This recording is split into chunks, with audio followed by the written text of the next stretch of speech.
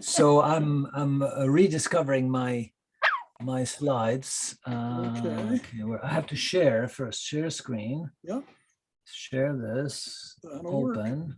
Oh no, cancel share. Do you Okay. see the green screen? Yep, I do. Yeah. Okay, and Einstein is listening or not listening, distracting us now rather than listening. Okay, so where are my slides? There they are. He's in agreement. Cool. Yeah. Excellent. Okay, so we're in part 2, guys. Yeah. And in this part 2, I will be talking about what we have achieved in terms of AI and the cautionary messages that we're getting from some people. Is it warranted or not, basically? So just a reminder, what we talked about on Tuesday, I believe, yeah, it was Tuesday. I mentioned that within artificial intelligence was started in the 50s, and in the beginning, in the 50s, we were trying to mimic some human intelligence. It was kind of, despite all the hype, it was very limited. It's only in the 80s in a new subfield in AI called machine learning took the stage, and the reason was that with machine learning we were able to deliver on very interesting applications. And it's on around 2010, actually 2012, that a subfield within machine learning, which is within AI, called deep learning, is a particular technique based on artificial neural networks that really help this resurgence of the whole field. Okay, so remember that deep learning is a machine learning which is within AI. I always insist on this because it's a confusion when you read articles in the newspaper or magazines, because journalists also confuse them. And I mentioned the fact that this resurgence is due to 3 main factors. One is the incredible collection of data that we have today, the wonderful improvements that we made in hardware, so high performance computing, and this allowed us to build these sophisticated architectures of algorithms. What can we do with all this? Well, since many of you are interested in medicine and health, I will talk about examples in precision health, but I'll show you other examples too. What you have to remember is this, well, what is this machine learning? So machine learning, at least supervised machine learning or supervised learning, it's trying to make the machine learn to do a task without actually programming it for that task. We only program it to learn. But how does it learn? It learns by looking at labeled data. This is what we call the supervision, training data, and going through this data that is labeled, meaning annotated, it learns a predictive model. And the model predicts what? Well, predicts what label it should be. It's basically, this model is discriminating between the different classes. Then later, when I give it new objects that haven't been seen before, and therefore they haven't been labeled, well, that model is used to automatically predict those labels. Okay, so how do we use this in precision health? Since I'll be talking about precision health. Oh, by the way, this model can be deep learning. I mean, it can be different things, but can be deep learning as well. This is what actually is changing everything in this industry. So what are we doing in precision health? So basically today, in most cases, we are treating people the same way, regardless of their peculiarities. So once somebody has a particular symptoms, we will treat them with the same treatment than other people with the same symptoms. So it's not really personal kind of medicine. It's like medicine for population, for the cohort. What we would like to do is to be able to distinguish between the different cohorts to the point where we can give them different treatments, even though they have the same symptoms. So they're treatments that are specific to their conditions. So it's not just for treatment, it's also for diagnostic, it's also for prognosis. And often people think immediately about genes. Oh yeah, we are different genetically, but it's not only about genetics. It's not the microarray data analysis or the SNPs, the singular nucleotide polymorphism. So these are the mutations in our genes. It's not about metabolomics. It's not about microbiome. All this plays a role indeed, or could play a role in distinguishing different patients. But I will show you that precision health can also be done on other data related to the patients. So the definition of personalized medicine or precision health goes beyond genetics and omics in general.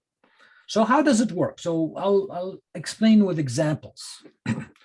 So I have a patient here, a novel patient. We haven't seen her before, and we have some data about her, and we'd like to know whether a particular disease will reoccur or not. That's something we don't have, but we would like to predict it. Well, we have other patients, and we have their characteristics, and we know for them whether that disease reoccurred or not. So we have a label, yes, no, yes, no. We can use this data as training data. So this is the annotation. So this is our supervision, and we will build a model. So we use a learner to build a classification model, and that model is used to look at this data, new data that hasn't been labeled before, and label it for us. It'll tell us yes or no, it will be reoccurring. So basically the same idea can be done with many different cases of data. Like in this particular case, this is for breast cancer, and we want to know after chemotherapy whether we will use what kind of treatment we should use as an adjuvant treatment. And that depends upon, for example, this is a hormonal therapy, so it depends upon the estrogen receptive positive or negative. So we could, since we have the biopsy, we can use DNA, so we can do gene expression analysis here, and based on that information, we can predict whether this person is estrogen positive or negative. Commonly, this information is known with, I believe it's called immunohistochemistry. It's not as precise, but that's what we use. Well, we could use this information instead, and we have other patients for whom we have the gene expressions and for whom we know whether they are ER positive or ER negative. And then now we have this new patient, and we can predict for them if they are ER positive or negative, and based on that, we can decide whether we do this treatment or the other treatment. Okay, so this is one example. This is work done at U of A. It was published in 2013. This can be done for microarray data analysis, but also with the SNPs, can be done with other sorts of data, can do prediction of who will likely develop breast cancer. We can predict who will have breast cancer again after it was treated and they survived. We can predict who will reject a transplant or not. We can predict the toxicity level of a particular treatment, radiotherapy treatment for people who have prostate cancer.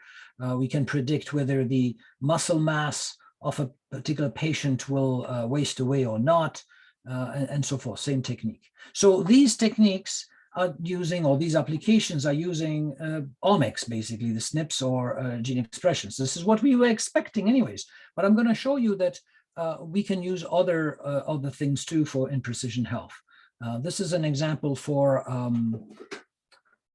diabetic retinopathy grading. So many people who have the beginning of the onset of diabetes, we don't notice that they have diabetes. That actually can be seen in the retina. And if it's not treated early, they can have serious problems with their eyes. So we would like to screen these people, and like some populations actually is very serious, like in Singapore. So what happens is that these crystals of sugar in the small vessels of the retina, they tear the vessels actually, and you have bleeding inside the eye in the retina. And if we can see it, then we can predict that there is sugar in the blood. And we should start treating them not only for diabetes, we should treat them also for their eyes.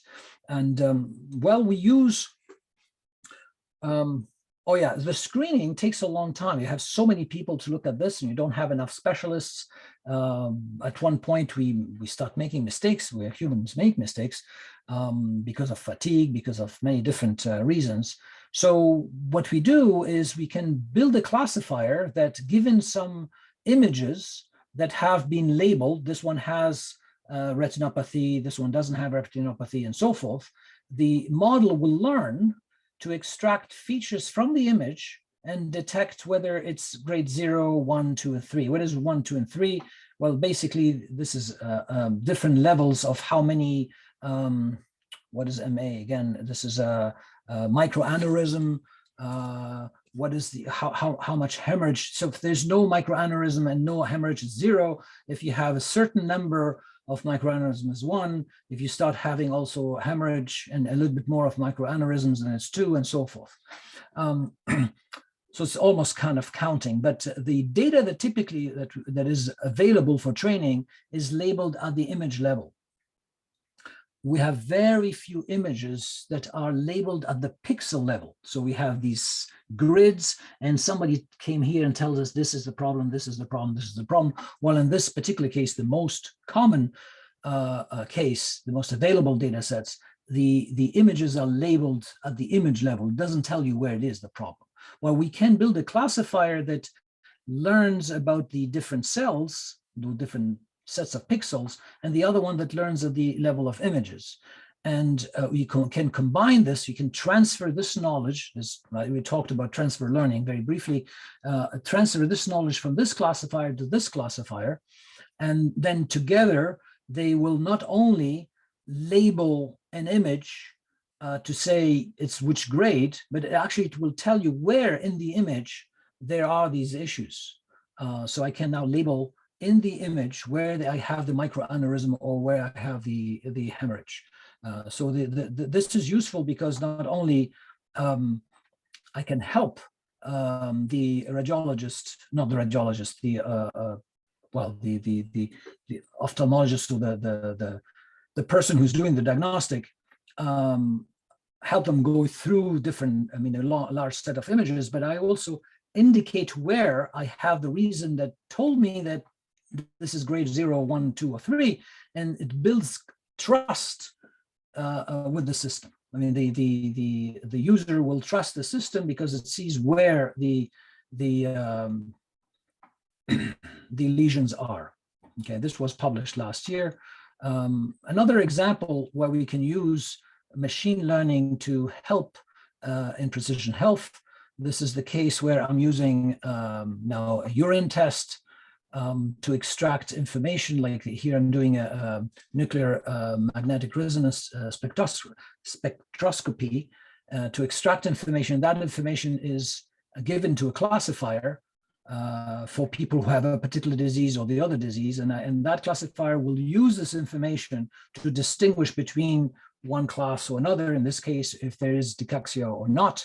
And we can use it for predicting whether a patient has this disease or not, or this treatment is better than the other treatment, and so forth. Another example, completely different, where again, machine learning can help. And here I'm using actually reinforcement learning. The idea is to help people who have diabetes to decide what kind of dosage they have to inject themselves every day. Typically, the way it works, somebody with a diabetes, I'm talking about type 1 diabetes, they have to go to the doctor every, 3 months or 6 months and show them a log, so a journal where they write, this is what I did this day, this is what I ate, and this is the dosage that I gave myself, and this is the level of sugar that I have in my blood, because they have to measure. So each time they measure, they will write it in a booklet, and they show it to the doctor once every 3 months or every 6 months. And then the doctor will say, oh, increase the dosage by this or reduce it by that. But that's a new dosage for 3 months. It doesn't really make sense. The idea is that we will learn automatically from this information and the information the doctor gave. We learn to automatically adjust the level or the dosage that patients should inject themselves based on what they ate, based on that activity that day, and so forth. In this case, we're using reinforcement learning. Okay, another case, completely different again. And I'm here, remember, I'm not using genes at all. Same thing here, I didn't use genes. Here, it's even less than that because I'm using a questionnaire. What is happening in this case? I have some workers that injured themselves at work, back injury, knee injury, whatever, elbow, whatever. They go to the Workers' Compensation Board. And the Workers' Compensation Board sends them to the clinic where they will be treated. And what happens is that after this injury, there's a treatment. After the first treatment, there's an evaluation. Did that treatment work, yes or no? And that's a questionnaire. And very often, most cases, we will see that, oh, they can't go back to work. We need another secondary treatment. After the secondary treatment, you do another evaluation. If everything is all right, they go back to work. Otherwise, we have to iterate here, another treatment, another treatment. And the goal is to get them back on their feet as soon as possible so they can go back to work. Otherwise, we waste time. We waste time and money for the employer, but we also, well, these guys are still suffering, and it increases the cost also in the clinic. So how can we reduce this? Well, there are cases where there are many, many treatments and evaluations and treatments and evaluations and treatments. And there are cases where very quickly after the first evaluation, it seems that, well, that treatment was perfect and they're fine and they have to go back to work. Now, the question is, how do I help the assessor when they're doing this evaluation? Which treatment should they give after, or should they not? And to do that, we build a classifier that uses these cases that were relatively short, not necessarily just one treatment, can be 2 treatments, but certainly not one that has N that lasts for a long time. And we learned from that based on what was in the questionnaire and their cases, what kind of injury they had and so forth. We build a classifier that once we have a new patient after the first treatment and the evaluation, we can recommend what other treatment to give, so that the secondary treatment will be the best. We will not need a third and a fourth and a fifth and so forth. And that was exceptionally good.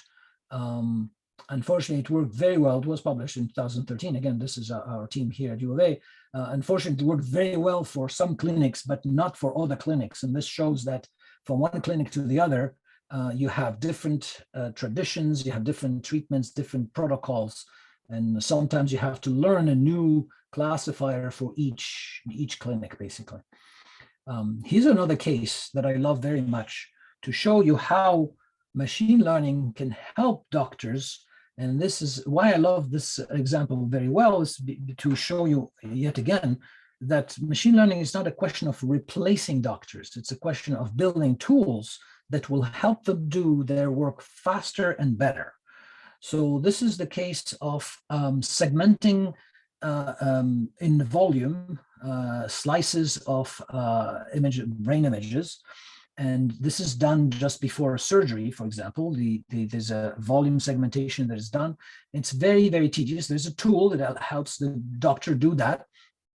But it takes about 20 to 30 minutes to do this volume segmentation of a tumor, for example, in the brain. So what machine learning can do is looking at all the other images that we have available that have been segmented already, and it learns how to do the segmentation automatically. And the goal is not to replace the doctor, but to initialize the segmentation so that the doctor sees that and say, oh yeah, well, adjust here, reduce here, adjust here, adjust here. And then in 5 minutes, I'm done. Instead of spending 30 minutes, I'm spending 5 minutes. So that's huge improvement. This is also work done at U of A. Another place where it can be very useful, it's in the context of mental health, where we can automatically extract from text the emotions that are expressed, anger, disgust, fear, guilt, joy, love, and so forth. And you can see the emotions that are expressed with time, how they go up and down. And this information can be used to monitor actually the mental health. If some of these emotions are negative, some are positive. So it's normal to go up and down, but if you go down, stay down too long, then that could be a sign of some depression. It's not depression, signs of depression. So there are other emotions that we are targeting, like frustration, disappointment, deception, feeling rejected, Schadenfreude, feeling betrayed, discontent, and so forth. And there are some publications recently about that.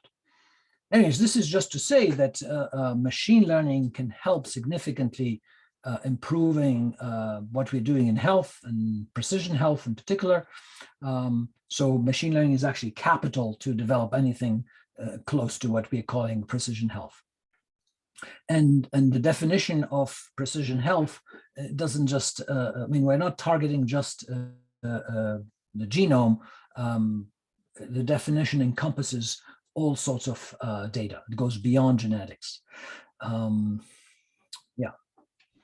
Well, even though we have these positive things that I'm just mentioning, people are still alarmed because, oh my gosh, you are replacing me. But also there are issues with them, the machine against us, and also the issue with privacy. Machine learning requires data. We need to access the data to be able to build these models. And people are worried about, well, if I give you all the data, I don't know what can happen with the leaks and so forth of this data. Even though we're already doing it without knowing.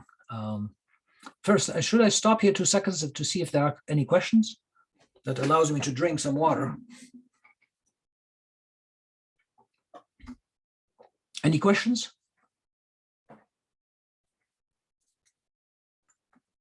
No, okay.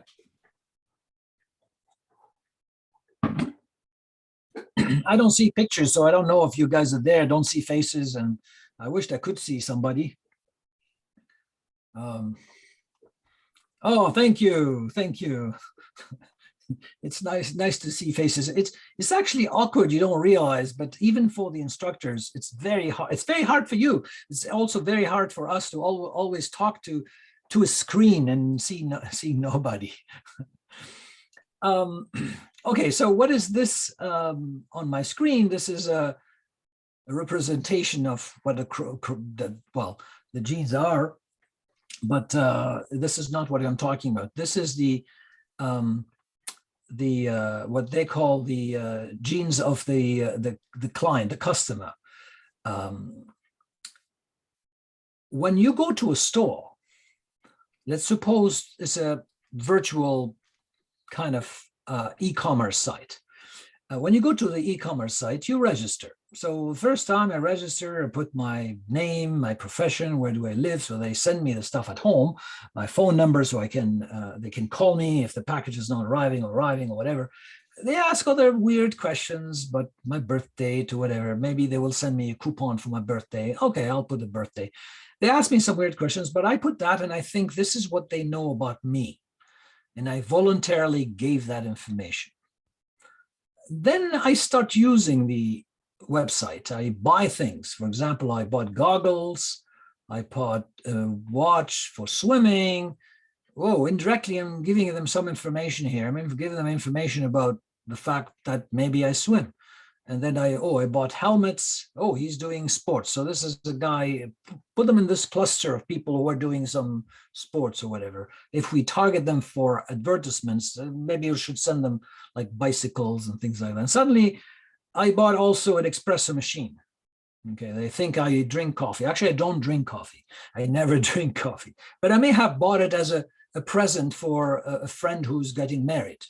So with my behavior, I injected some noise there. I'm misleading them, thinking that I drink coffee, but I never drink coffee. But in general, it gives them a trend of what I'm buying. But that's not all I do. I may review products and say I didn't like that watch and I didn't like this camera, and I may reply on, put comments, and maybe they sell books as well. And I do search. They have a search engine inside the site, and then searching for products. And maybe I search one day about home improvement. He's a homeowner, so they can infer some information just from my queries. I also have friends. Now the website has this kind of connections between people, and we start discussing, and so they see if I'm a friend with that person, it means that actually we have some affinity. If the other person like this, maybe I will like it too. If we sold that thing to that friend, maybe we'll be able to influence this one, and so forth. So they have additional information about me. This is my behavior. It doesn't stop there. They will go automatically crawl the web about myself, about me, and they will find information like where I am in Google, LinkedIn, Facebook, whatever. They will find it on Twitter, what I'm tweeting about, where did I go? LinkedIn, they will find information about my colleagues, not only my friends on Facebook, but LinkedIn, my colleagues, where I worked before, where I went with Foursquare, the different places I went to. On search engines, they may identify the images that I posted, the YouTube videos, channels that I created and follow or submitted. Wikipedia, maybe I'm editing pages on Wikipedia on this topic or that topic. And also I may have a blog and they may find it. And as I mentioned before, we can detect emotions from text. So they can actually detect the emotions that I had the different days, things that I don't remember, and they will know about me. So they have a beautiful profile about every single person. And why do they build these profiles? In order to influence us to buy things. And it's amazing how much information they collect, very private sometimes. As I said, they know me better than I know myself. Is that dangerous? Well, actually, it's happening today, and you are voluntarily giving all this information. Why can't we do that in health? Well, in health, I can build this chromosome of the patient. We have information that's generic, like the gender, the name, the age, the ethnicity, whatever we can get from the registration of the patient. Then there's the electronic health record. We can put the information whenever they they go to the hospital or for a visit at the doctor. Well, yeah, it's not electronic. It's still on paper, but we can take that information, do OCR, and extract some named entities out of that and put it in the record. There's all the prescriptions, all the X-rays, all the MRIs, fMRIs, and so forth, CTs. We have the lab results. We have also genetic information like microarray data, when there was biopsy, the SNPs, the metabolomic data, microbiome, whatever we collected can be added to this file. And it's not just genetic. Well, other sources. Well, people have equipment at home to measure the blood pressure or measure the level of the sugar, and these are connected to the internet nowadays with the Internet of Things, because people put them on their cell phone or they share them with friends or whatever. We can share them with a doctor, and it can be added here. Not just these medical devices, we can also have these different sensors, these smart watches and other sensors that people wear about their activities. then we can also look at the blogs and also extract the emotions out of these texts and basically monitor the mental health. So with this information, can't we do like these e-commerce sites are doing to better understand us and influence us? This social media as well does the same thing. Wouldn't we be able to better understand the patient and better target them, not with ads, better target them with the appropriate treatment, with the appropriate diagnostic? We should be able to do that. Unfortunately, it's not done yet. These are in pieces and anyways, I don't know if I should go in the details here. Even the location that we are always talking about, talking about privacy, but privacy is very important. But the privacy, we're putting hurdles for ourselves, preventing us from exploiting some of this information for the benefit of the patient.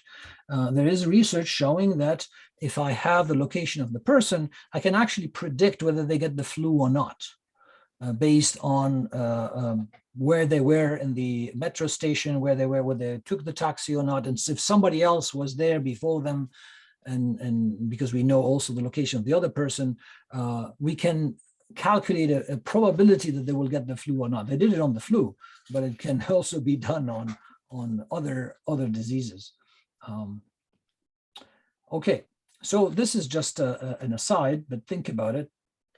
It may happen in 100 years, I don't know, with all the hurdles we have in front of us because of privacy and other issues. But there are many other achievements we did. I'm not talking here about health, but in many, many interesting applications. Unfortunately, they're very narrow kind of applications. And it started a long time ago already, in the 90s. In 1997, more precisely, IBM built this Deep Blue machine that was able to beat Garry Kasparov, the master of all masters in chess. He was the champion of chess and was crushed by Deep Blue in 97. And already in 97, people said, oh my gosh, that's it, we are done. Wasn't the case. Deep Blue was only playing chess, cannot do something else. Here at the University of Alberta, we build Chinook. And Chinook is a checkers player, and it beat Tinsley, who was the world champion in unbeaten for years. I think he was unbeaten for 15 years or something like that, and it was crushed by Chinook. This was in 1994, even before Deep Blue. And actually in 2007, checkers was solved. Solved means that nobody can win against Chinook because it knew the solutions to all the possibilities. Other incredible achievements is the in 2011, the game Jeopardy. There was a program again done by IBM called Watson, and Watson was able to beat the best at this game, the best humans at this game. And that was a huge turning point. Dr. Solis remembers that very well. Unfortunately, despite all the investments that IBM put in Watson, trying to sell the idea in many applications, including healthcare, it didn't work. Recently, they shut down the whole process. Actually, this year, they shut down Watson completely, and they're trying to sell it. But in 2011, that program was beating humans at the Jeopardy game, which is amazing. Other achievements, the self-driving cars. Self-driving cars, now you hear about it a lot, but it's not new. It has been, people have been working on this for a long time. And already in 1995, the car was able to drive 3,000 miles from Pittsburgh to San Diego, so crossing almost the whole continent. And between 2004 and 2007, DARPA organized these competitions. There was a first challenge where you had this simulated kind of city, and then they had this urban challenge as well. So it's not just in the deserts, it's in streets and crossroads and stuff like that. and cars were able to drive by their own using AI and machine learning. Another achievement from the University of Alberta, it's the program that beat humans at poker. This is the Heads Up Limit Texas Hold'em poker game, and it was solved. So the limit version has been solved. The no limit, we can beat professionals. That's amazing, actually. But as you can see here, and as I told you last time, these are all these ups and downs of the cycle of hype and disillusionment. Each time you have an achievement like that, there's an incredible hype. People have a lot of expectations, and then suddenly poof, it fades away. And then another achievement, and then it fades away. Another achievement fades away. Another achievement. Recently, we had this AlphaGo. It's going through this phase of winding down as well until there's another achievement that wakes up people, say, oh my gosh, oh yeah, it's still here. But yet people are warning us, watch out, AI is coming to replace us all. Yeah, it's creating fear, useless fear, but it's not people from the street who are saying that. These are very prominent and known people, like Stephen Hawking was one of them, Bill Gates and Elon Musk and so forth, even though Elon Musk is investing in companies that are doing this. So there's kind of a contradiction.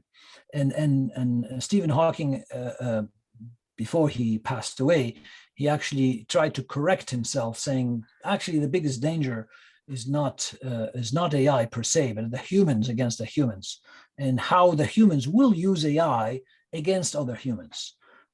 That's the biggest danger. So I'm skipping all this there. Let me tell you, anyways, is there a question first about this? No questions? No. So let me tell you,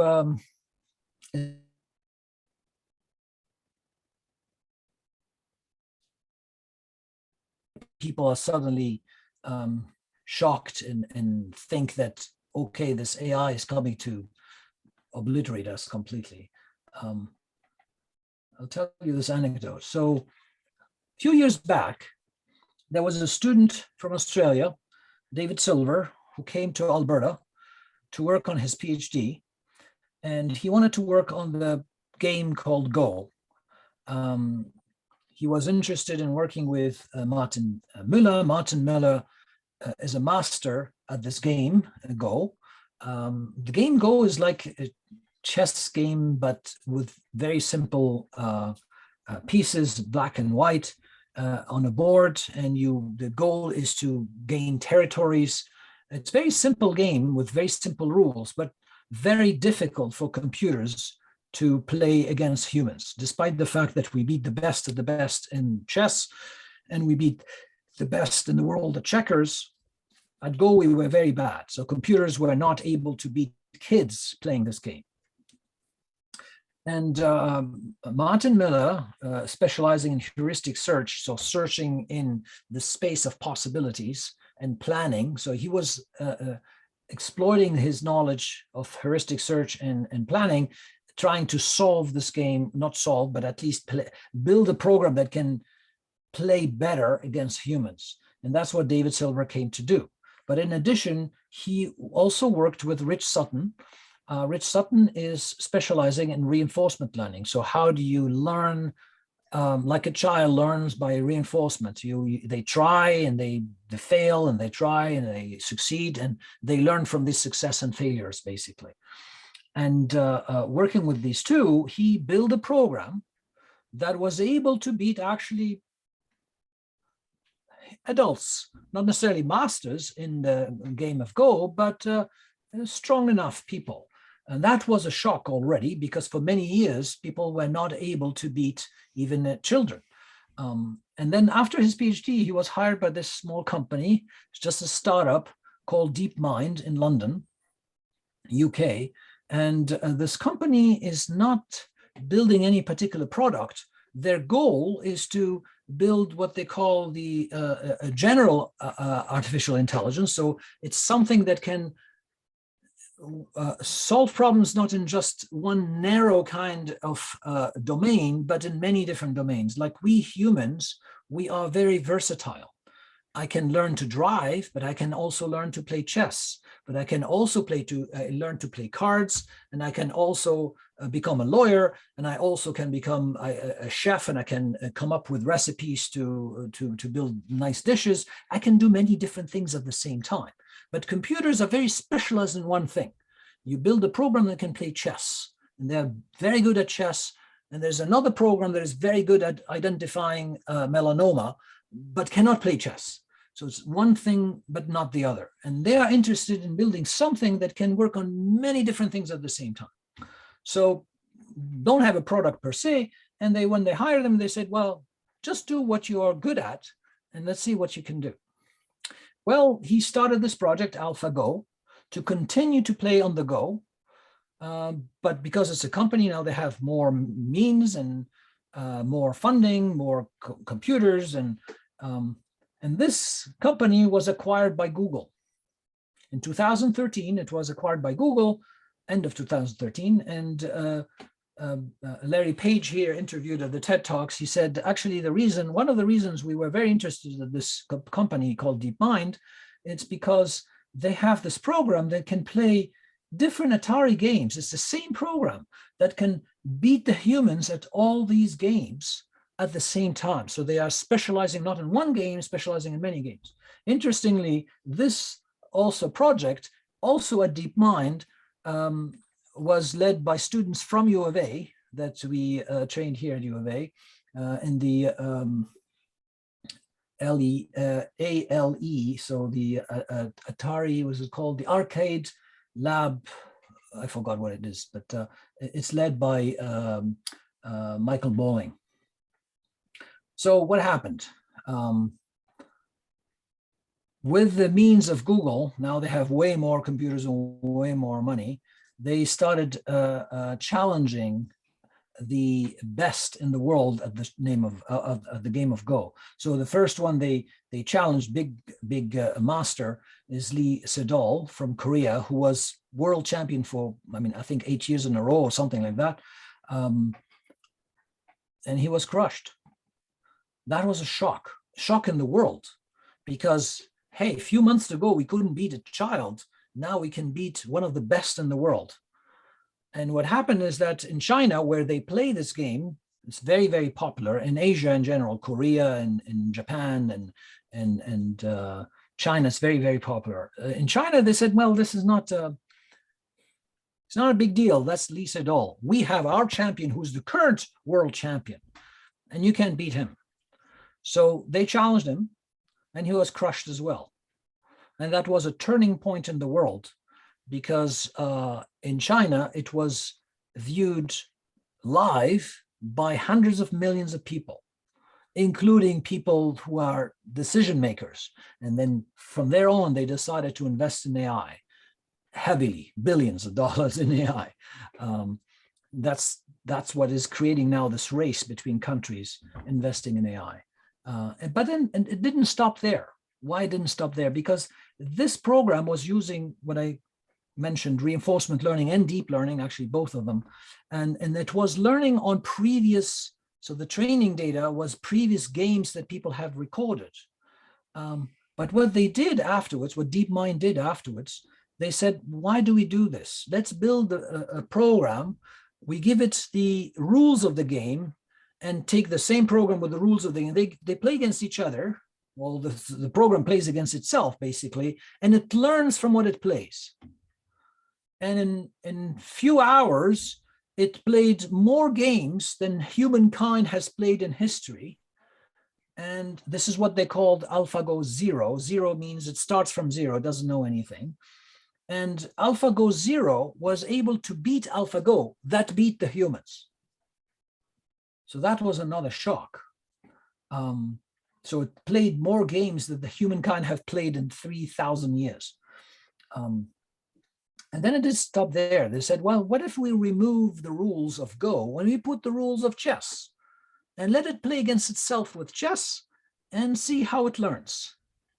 Well, after a while, actually just a few hours playing against itself, it was able to beat the best chess program. We're not talking about the human, because the human was crushed in 1997, Garry Kasparov. So it beats the best program that exists today, just in 4 hours. So people were really shocked. I mean, this is going an incredible acceleration from not beating a child at Go to beating the best human, to beat it's again, and to play chess. So now it can play Go and can play chess. And it didn't stop there either. They took it and they created, now from AlphaGo, they have now Alpha Star, and it plays StarCraft. And at StarCraft, it beats the best of the humans too. So that was yet another shock. So these are the things that happen that are covered in the media that scare people, because they see this acceleration, but this acceleration is hiding a lot of stuff too. There's a lot of things that are happening behind the scene, and this is still very specialized. It can play Go, it can play chess, it can play StarCraft, but can it drive a car? Can it come up with new recipes if I give it ingredients? Can it play piano? Can it, no. So it's very, very specialized still. And if I go back to, for example, Jeopardy, okay. Oh yeah, I was asking the question, this is a question. So since we beat now Jeopardy, we beat AlphaGo, with AlphaGo, we beat the best at Go. The question to you, do you think a computer could pass the university entrance exam in 2025, now that we see this progression? What do you answer to this first question? Do you think a computer can pass the entry exam to a university and become like a student at the university? I can tell you, yes, actually it can already. We don't have to wait until 2025. But it doesn't mean that a computer can rival a student. Not at all. The way it answers the questions is not like a student would do. It doesn't necessarily have to understand to answer. Well, let's ask a different question, more complex. Do you think a computer would be able to pass the bar exam to become a lawyer? This is not an entry exam with simple questions. What do you think? 2030, come on. No reaction. Well, I'll tell you, yeah, go ahead. Oh, sorry. Yeah, if I had to guess, I would say yes, just because even when you write like a law exam, like you study for like with the LSAT, and there's certain things that I feel like the machine could probably learn and like get like a response if it's taken a few practice exams and like knows what the answers are looking for, it probably could. Well, I can tell you it's already done. Oh, And wow. we have a team here at U of A that wrote a program that can pass the bar exam in Japanese in Japan. And none of the team members writing the program speak Japanese. So you can imagine even the computer doesn't understand Japanese, yet it's able to find the right answers to these exams, and they can pass the bar exam. So it's already done. It's going very fast. But if you open the box and you see inside how things work, all that magic disappears. Not all the time. I mean, there's a lot of complicated magic that is happening in there, but if you make it clear enough and people understand what's going on inside, it's not that complicated. So if I take the example of Jeopardy, the Watson program, I'm explaining at a very high level. Of course, there's a lot of intricate kind of complexities inside there, but at a high level, this is what happens. You have a question like Mozart's Last Symphony shares its name with this planet, and you have to answer with the question, what is blah, blah? That's how the game is. So what this program does, it takes this question, this is how it beats the human so fast. It takes this question and needs to Well, it's not a question. Actually, this is a statement, because I'm not asking a question here. Then I have to answer with a question. The interrogative is but this is a factoid. It's giving you some factoids, and I have to ask a question that leads to these facts. So, well, these are questions about, this is examples about Jeopardy. But what I'll do, I'll extract from the statement words that are important. So there's information extraction that is happening from that sentence, named entity extraction, we call it. So I extract Mozart, last, and symphony. You see, you have symphony, last, and Mozart. And there's also planet. This planet is important. Okay. What I'll do, I'll take this and I'll send it as a query. So if I send it as a query, last Mozart symphony, I will get some results. So it's not necessarily Google, just imagine a search engine, and I will grab one of them. Okay, and there's a selection that has to happen, and somehow I will select that one. So this one is Symphony number 41, Mozart, and Wikipedia. I'll open that. Okay, this is the page. I will read it. Well, the computer can read it, but doesn't understand it. There's no understanding like humans. But what it'll do, it'll search for the appearance of the three words that I put, symphony, last, and Mozart. Where do they appear? Okay, in the page. This happens very fast. And then in addition to that, because I was looking for planet, I will also search planets. Okay, and then I will look at the planets and try to find them if they appear in this document as well. And oh yeah, here I have Jupiter Symphony. Okay, and that will lead to the answer. What is Jupiter?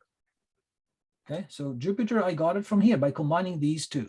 So it's basically search of words, but it doesn't understand anything. Not like the two humans that were competing against it. The other humans were thinking about, oh, planet, oh, what is a planet? They know what a planet is. They know who Mozart is. They know what a symphony is. The computer doesn't understand anything. It just combines these words, but it happens so fast and it's so accurate that, of course, it impresses a lot of people. This is how you can get also information about true and false and be able to answer multiple choice questions. So in here, I'm asking true or false, Charlemagne repelled the Magyars. And this you can transform it into a factoid, and then you can search different sources and you can see the relationship between Charlemagne and what Charlemagne did do, and you can see the Avars, the Magyars, and the Franks, and you can see that there's more frequency with the Avars than the Magyars, and then you can say, no, it's false. Okay, so you can answer true, false questions very easily like that, as well as multiple choice questions. And this has been published, and you can see how this works. It's amazing. And that's why I'm saying the entrance exam for universities can be done very easily with computers. Yeah, how much time do I still have? Oh my gosh, it's going fast. I want to give you some chance to ask questions at the end. So, but nevertheless, this is still leading to this fear because people don't know what's inside that magic in the box. People are creating all sorts of organizations and institutes and whatever to even try to combat this this wave of innovation that is coming from the different researchers and companies working on AI. Doesn't mean that's bad.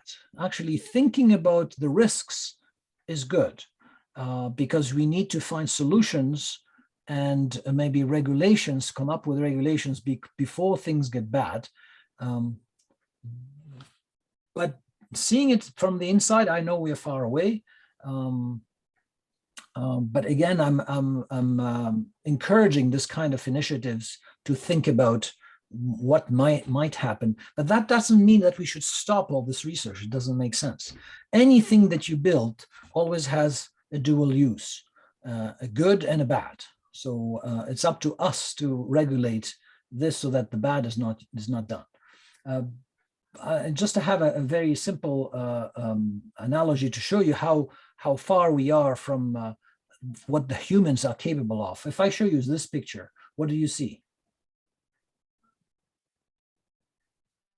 A person holding a pencil. A person holding a pencil. So it's a person. You didn't see that person, yet you guessed it's a person because you saw some parts of fingers. Yeah. What else? You can say it's a TA or teacher marking exams. You can say, oh, it's a writer now writing an article in the newspaper. You can say, well, it's an author writing a new novel or a poetry, or you can start imagining things.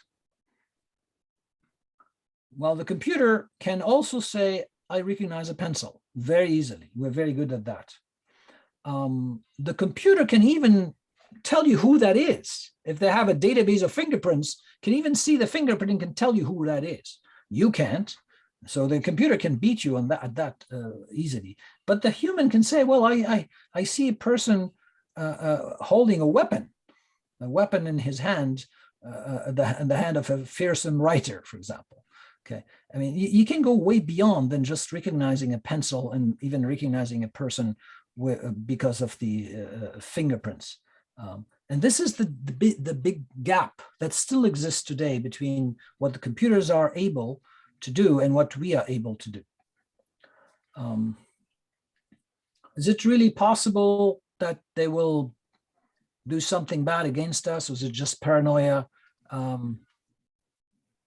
I don't know. I don't think we should take it lightly. We should think about it seriously, but I don't think we should worry that it's happening tomorrow, especially when it doesn't recognize between a muffin and a chihuahua. Okay.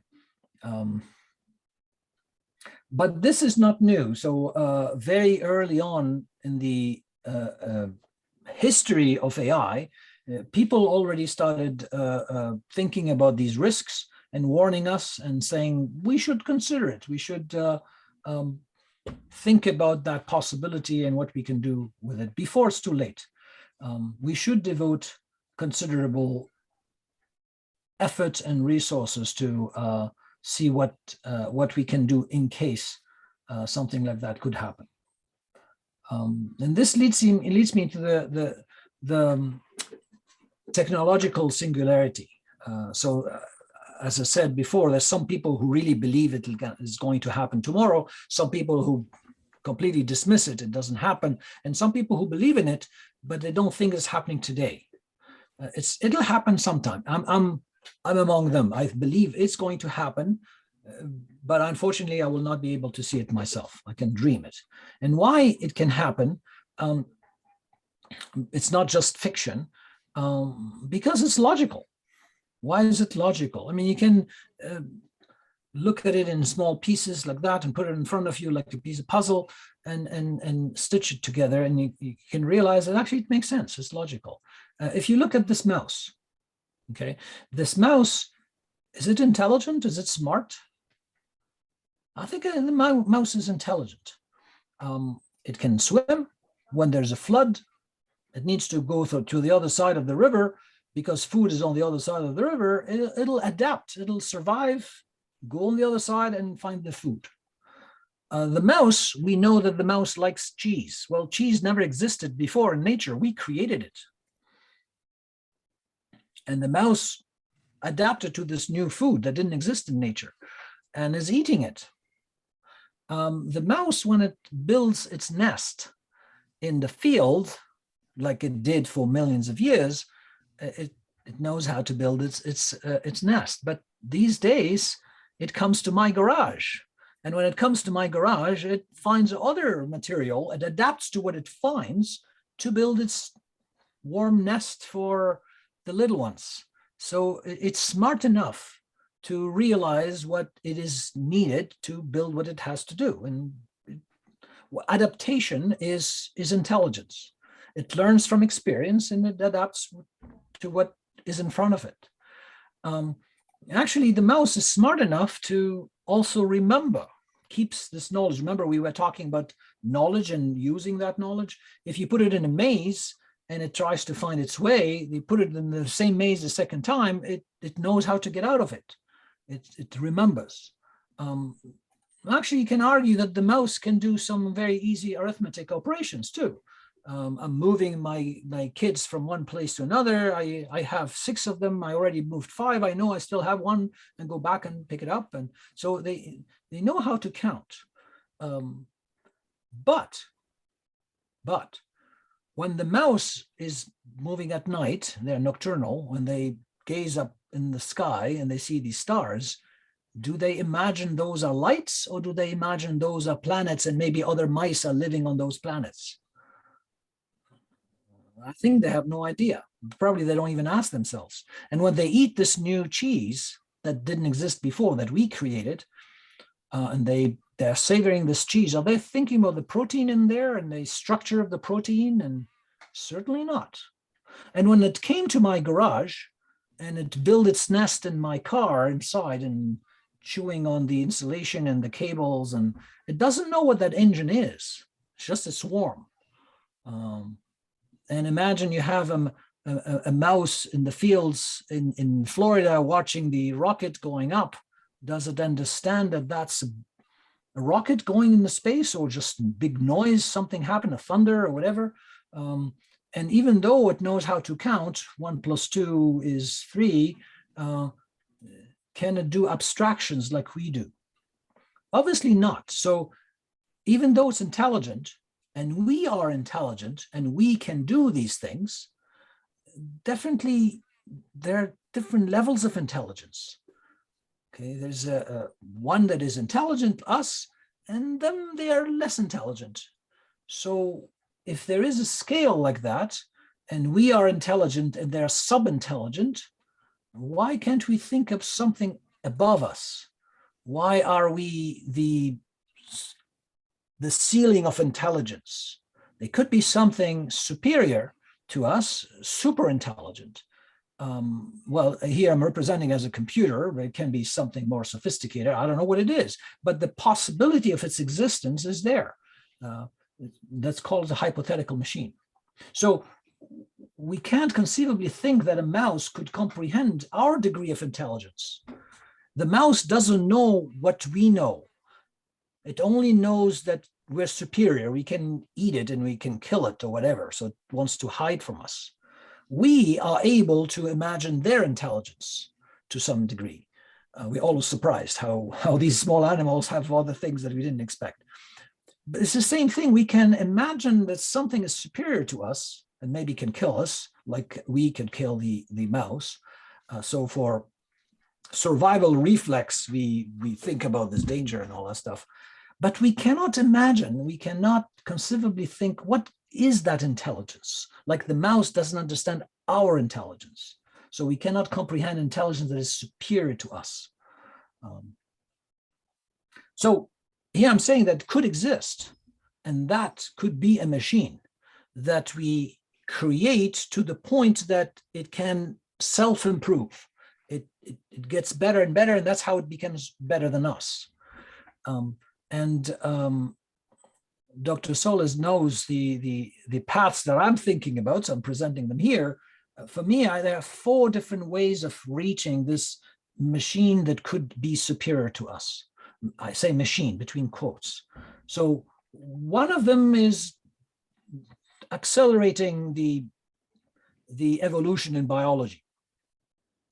And believe me, people have tried, even though it's completely unethical. But if we count just on biology, on nature to do it, it'll take another 1,000,000 years or something like that. Because if you take Aristotle from the 4th century as a baby and bring him to this world now, Aristotle will be like us, okay?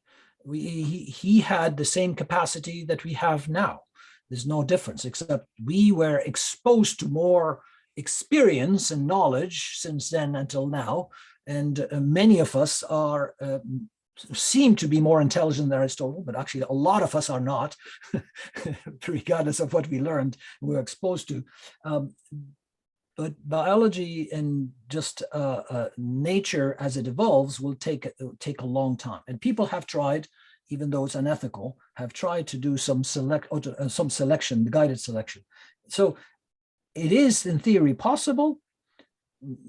but I don't think that's the path that will lead us quickly to this machine that is super intelligent. So the other way that many people think about is this artificial intelligence that will eventually exceed the human intelligence. I think it'll also take time,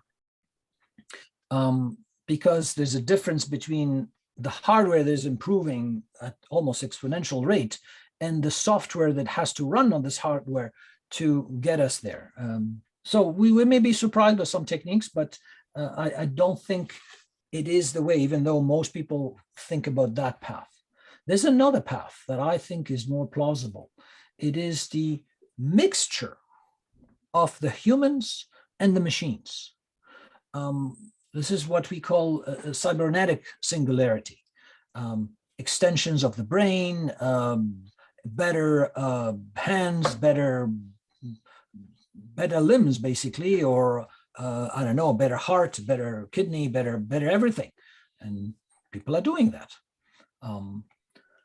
There's a transhumanism movement to enhance the humans using additional technology. And this is actually going very fast. There's a fourth path that may surprise us as well. And it's the combination of different technology put together, thanks to the Internet of Things, among other things, where you have the thermostat connected to a computer, connected to a supercomputer, connected to a toaster, connected to a radar, connected to a cell phone, whatever, all these billions of objects put together.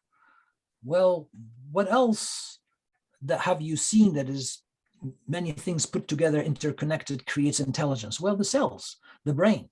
The brain is a good example. But imagine all these Internet of Things like a big brain. Well, some intelligence that we didn't think about may come out of that. We don't know. And why I'm believing this, that is this possibility, I have here the example of the ant's nest. When people have explored these ants' nests, they were incredibly surprised. So how they do that, they went to Africa, to these very big old ants' nest, and they poured concrete in them.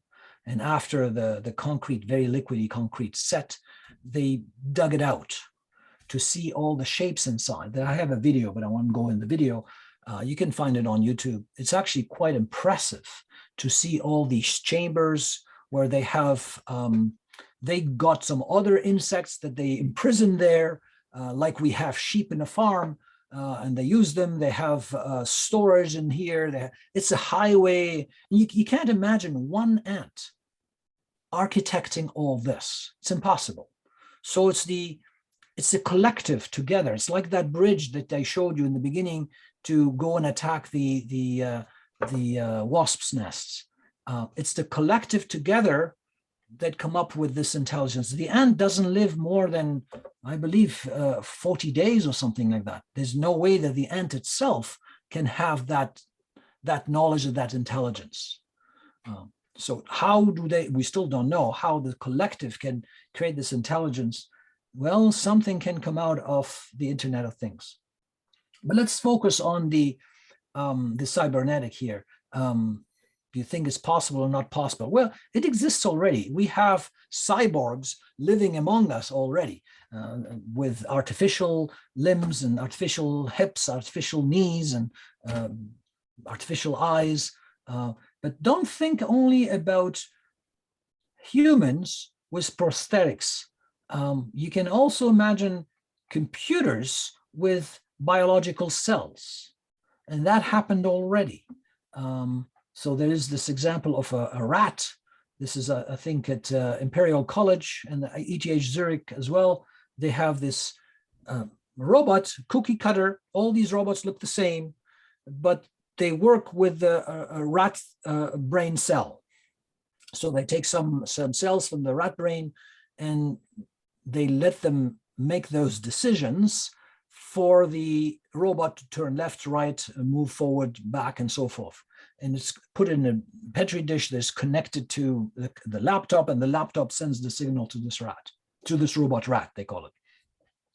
The interesting thing is that the cells die after a while and they replace them with new cells, and this robot rat has a different behavior. So even though all these robots look the same, they have different behaviors based on the different cells that they, different samples that they have from the rat brain.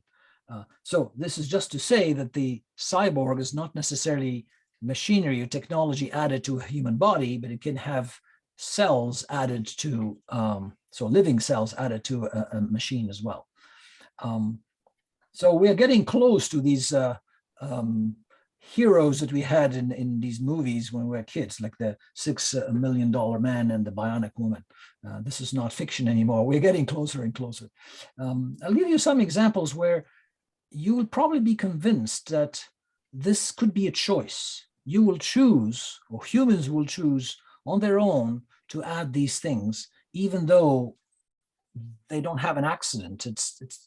They will remove their limb to add their limb, a new limb. Why?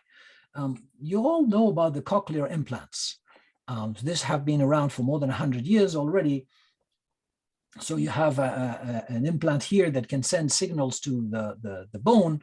And this is a microphone here that can hear the sound in the environment and transform it into a signal to the bone. And basically you hear from the inner ear, you hear the sound. So I can create sound that you cannot hear, but you will feel inside from this cochlear implant. Well, the same idea was done for the eyes. So here you have a camera that can see the environment and sends a signal through this antenna to a chip that is added to the retina for people who lost their sight. They can't see anymore because of a disease, a degeneration of the retina or whatever. This is the chip here. And this implant has this chip that sends signals to the retina and through the optical nerve to the brain to make you believe you see something. Okay, so you see what? A representation of what the camera sees. And currently, these cameras give you very low resolution. So it depends upon the sensors that you have here. So you can see letters, and the letters can pass, so you can read things. You can see, in this particular case, what was it again? Have to remember. Oh yeah, it's representing this bear. So it's very limited. This is again a simulation of what this face could look like. But imagine these are people who are blind, and suddenly they're able to see things. Here's another representation. If you have 16 by 16, you basically see only these. No, this is 4 by 4. They're not fine. They're very coarse kind of pixels, but you see shapes moving. And if we increase 16 by 16 or 32 by 32, you can almost recognize faces. And here again, we're talking about somebody who was blind. Okay. So there are different technologies where the camera is connected. Now, instead of doing it on the retina, they can all directly put it in the brain, the sensor directly on the brain. But there are many companies working on this, and it's accelerating how they're improving this. But imagine this 32 by 32. This is like the very early digital cameras in the early 1990s. You probably don't remember that, but before we used to use film to take pictures. In the 90s, when the digital cameras came out, actually they were forbidden here in North America. They were invented in Japan. They were not allowed here, and then finally they were allowed. Well, they were not very high resolution, but look at the cameras today. And that means in few years, these implants that we add to the eye of a blind person, they will be looking at not only 4K high resolution, so almost like what we can see, but hey, they can see at night with infrared. They can zoom in and zoom out. They can see far away. Let me show you some examples, maybe to convince you. Look at this one here. This picture, this is not 4K. This picture was taken 10 years ago. So 10 years ago, taken by police, actually. It was during the Stanley Cup final in Vancouver. And it was taking place, because it was taking place in Vancouver and the Canucks were playing, the authority was predicting that the stadium will be full and people want to get in and they will not be able to get in. So they had these big screens in the street, okay? Big screens so that people can watch outside without having to go in the stadium, still have this fever of the game. But they predicted what will happen if they lose and what will happen if they win. I mean, people, this is a big crowd. They will start breaking windows and going in stores, and it's very difficult to control. So they had cameras. They had cameras, very high resolution. This picture was taken, so on the 15th of June, 2011, at almost 6 p.m. If I look at this picture and I see a guy who broke into a store, for example, well, you think they hide in the crowd. You will not recognize them. We are having thousands and thousands of people. People can hide in there. Well, do you see that guy standing next to the tree? No. Well, this is a picture of 70,000 by 30,000 pixels. I can zoom in. That person there? Well, there he is. Do you see him? No. Oh, you don't see him. Well, I'm talking about that person. Here I'm zooming in. I'm zooming in. So imagine your eye. If you change it with an artificial one, you'd be able to do that. Wouldn't you? I'll let you think about it. This is what we do today with our cameras. Okay. I have many other examples. I'm not going to spend time on there, but showing you how it's better than an eagle. I mean, the zoom, the capability of what we could do with an eye. So people will not replace a limb because they had an accident on the farm or because they stepped on a mine. I hope mines won't exist anymore. They will choose to change their limb because they will have a better limb. They will have a better eye. They will have better memory by putting this chip. They will have better communication if I have a chip and you have a chip and we can exchange information very quickly. They will choose to do that. And actually, this is already happening. These are examples of what we call body hacking, because we have no legislation, no control. People do whatever they want. This is the case of an RFID, the size of a rice grain, and it's inserted either in the ear or in the hand here, almost typically on the hand, so you can use your hand to identify yourself, to open your car, open your door at home, or buy things and so forth. That exists already, and it's very, very common in many places. But there's some people who do it themselves. Here, kids who inserted under their skin LED lights and a detector of Wi-Fi hotspots. So as they're walking in the street and they wave their hands, I don't know why they do that, but they detect a Wi-Fi hotspot and then the LED lights up and then they can connect. All sorts of things people do. Here's another case. The guy inserted under his skin a hard drive. I mean, this is silly because now we have SSDs that are way better than hard drive. But this guy inserted a hard drive. Why? In order to record what his camera was seeing as he was walking during the day, so he can remember what he saw. But now we have things that are less intrusive. This is a biostamp. It's printed like actually it washes away after a while, and you can print it again. There are many of those that exist for different things. I think I'm beyond the time, and I'm sorry. I was hoping to give you a little bit more time to ask questions, but it's already 20 after 3. Anyways, this is just to show you that third path is still happening. People are not aware. And I believe this is what will take us little by little to what we call the technological singularity. We will have people who choose to enhance themselves, not just mechanically, but also intellectually, and will be a mixture between human and computers. And if I was able to calculate as fast as the fastest computers today, oh my gosh, what can I do? So, you know, the upper right picture here, Hannes Schoblad, he's Yep. interested in coming here and teaching in the course. So That's awesome. Yeah, so I think that will happen maybe next term or the term after. Yeah. So actually, this grain of rice is becoming so common that some companies are asking their employees to wear one of those. They entice them to do it by allowing them to buy, for example, drinks and food from the machine without having to pay. Just put your hand and you're identified.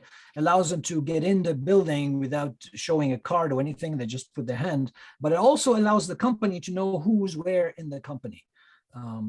So it's actually more common than we think. Because putting it here in the skin is not rejected, and it stays stable. It doesn't move anywhere else, and you can use your hand basically to scan it. Maybe you have one and you don't know. You see it in movies, but it's actually already there. It's real. It's not fiction. So I'll stop here. I'm not continuing the other slides. In the other slides, I'm talking about the test for recognizing whether a machine is intelligent, not intelligent, and maybe we'll leave it for another day. Any questions, guys? I hope you won't have nightmares, but good dreams. Yeah, it's a wonderful future that we have to look forward to. Yeah, amazing opportunities for sure. Yeah. Okay, well, thank you very much, and we look forward to next Tuesday then. So thank you. Yeah. Okay. Bye-bye. I see some chats here. The questions? Oh no, just thank you. Well, thank you guys for being here. Thanks. Okay. Take care. Bye.